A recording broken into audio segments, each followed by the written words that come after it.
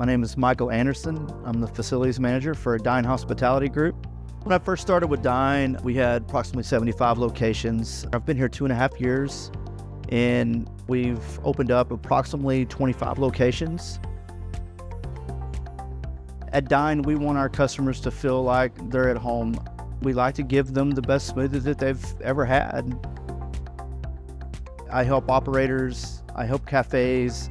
I want to make sure that when they show up to work in the morning, all their equipment's going to work. DYNE uses ServiceChannel in our daily operations, everything from creating work orders to the invoice approval process to finding service providers. It helps us with our day-to-day maintenance.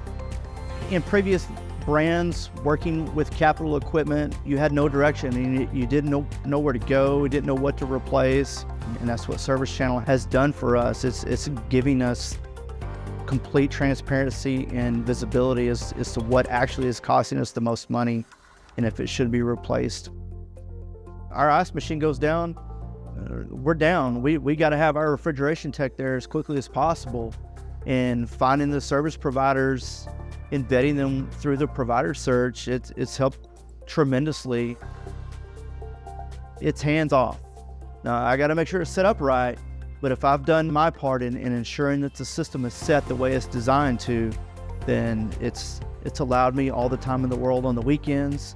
I can actually go have dinner with my wife. Saturday mornings, I'm on the ball field with my son, and I don't have to worry about plumbing call just went down. I don't have to drop everything I'm doing. ServiceChannel helps us grow into new areas by streamlining our process.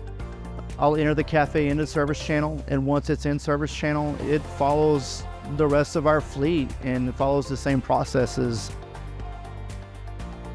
ServiceChannel personally helps me every single day. I live in ServiceChannel, and I know exactly what's going on in our cafes 100% of the time because I've got the ServiceChannel app on my phone.